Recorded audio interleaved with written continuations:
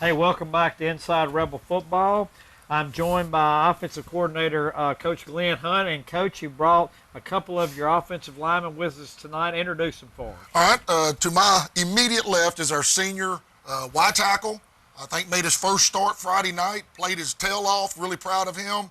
It's number 69, Caden Evans. And then to his left is a 2-year starter for us. Started as a freshman last year at offensive line. Started this year at offensive tackle for us. And then last week we moved him to tight end. And that's number 81, Nate Green. And he just did a super job for us. Well, guys, welcome to the show. Thanks for having us. And it's always good to have guys I can look up to as well. Yes, sir. Hey guys, first of all, I want to tell you congratulations on a big win Friday night. That was just, I thought y'all played extremely well. I want to talk a little bit about the offensive line play. I know that you did not play the way you wanted, that you guys wanted to play, and Coach Hunt wanted you to play the week before, but I thought Friday night was probably your best game that you had. So, Caden, I'm going to start with you. Talk about what happened during this past week of practice and what Coach Hunt did to challenge y'all on that offensive line. During this past week of practice, we really locked in. Got 4 good days of practice. They preached that to us all the way, all after the Neville game. Preached it to us all week. We did all good. We just came in practice, did our thing, went in the game Friday night, finished what we started. Go ahead, Nate. Yeah, it was preparing for that game was one of my favorite things because the whole team was locked in and ready, and we all set our jaw and we got down to business, and that team that played last Friday was not the team that played the Friday before. It sure didn't look like it. Well, I knew we were going to play better Yeah. about 3 o'clock after we had our offensive meetings. I always talked to them right before the pregame devotional and pregame meal, and I went and told our offensive coaches, I said, we got a different look about us tonight, and I felt really good about how we were going to play. Whether we won or lost, I didn't know, but I knew we were going to play better. And Coach Arledge alluded to that last week on the show. He said, I don't know what the outcome of the game is going to be, but I can tell you the first 3 days of practices have been probably the best we've had. Our kids were embarrassed. We were embarrassed. Our community was upset. We never blamed them for that. We didn't perform. We didn't hold the standard that's been held for many years, that Neville week. Guys, I want to tell you, the crowd I thought was electric Friday night, especially. Yes, It's sir. probably I looked up there in that second quarter, and it was the biggest crowd I thought we've had. And they were into the ball game. I don't know if y'all could tell. So talk about that, especially those drives. And I want to talk about a specific drive that I thought was the key to the game. And I'm going to tell you the drive. It was in the fourth quarter. You realize, I know you guys have watched the film, but you almost had the ball the entire fourth quarter. And it was we didn't really score points off of it, but what we did is we milked the clock. Talk about that drive, and Nate, I want to hear about, what was going on. You had almost a quarter left, and a team that has a spread offense and can throw, they can move the ball quickly. So let's talk about that. Well, we really need to move the ball and get those first downs, just to keep getting that time off the clock, because they're a good team. We know they can do some stuff, get some good scores in, keep the game close. So that drive was really meant a lot because we milked that time off the clock, got us in position to win the game. That drive was probably the toughest drive I've had at Western Road because we all knew we had to be more physical than they were, and they were all mad and ready to come at us. But I'd say that was one of the best drives we've had because we kept getting the first down, and Micah came in, ran the ball, got the first down, he put his head down. It was a great drive, fun. I told them after that drive, it was probably a 12-play drive, and we went like 40 yards. Right. We were barely getting the first downs. Well, we probably And milked 8 minutes off that I clock. think it was 7 minutes, and I told them that's a championship drive right That is, there. It's absolutely. a great drive, and to be able to go and eat up 7, go from 10 minutes to 3 minutes. Yep.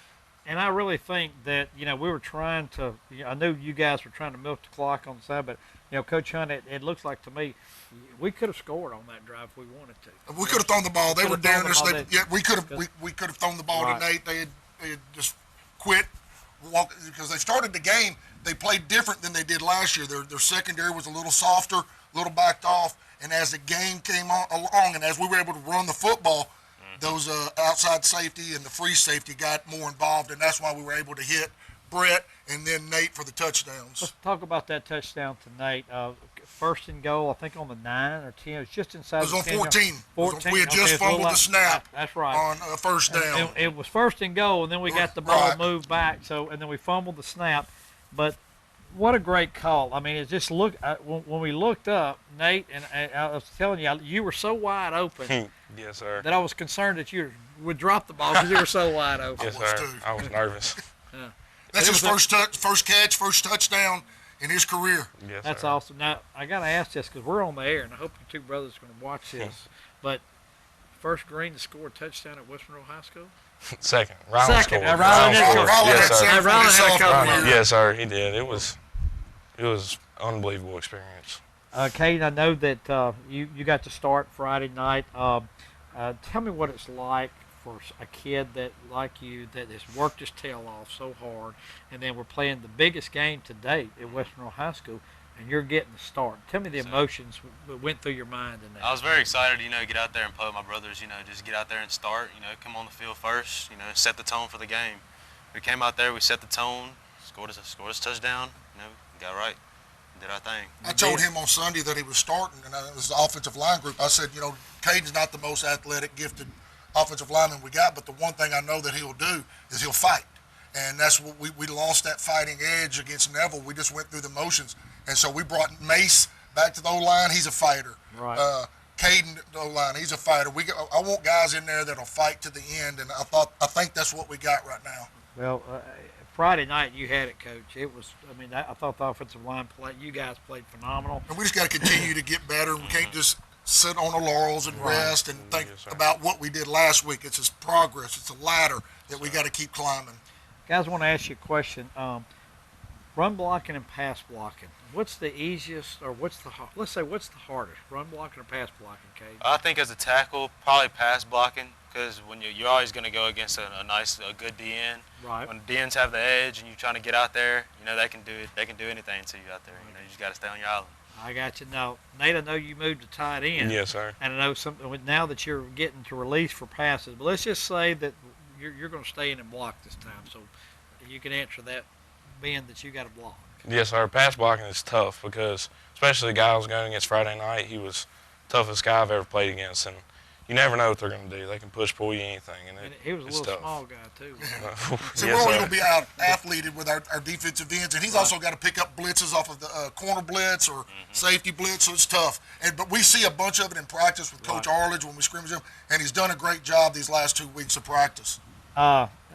I don't think we had but maybe one quarterback sack the other night. Am I correct? Coach? Correct. Correct. I just thought that protection-wise, we talked about this on the radio, guys.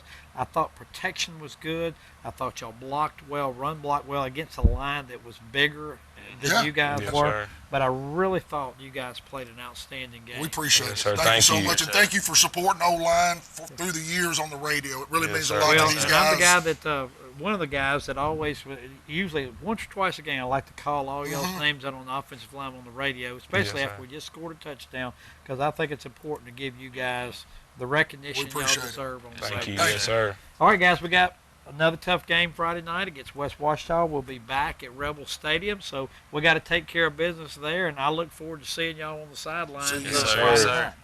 All right, we'll be back for some highlights right after this timeout.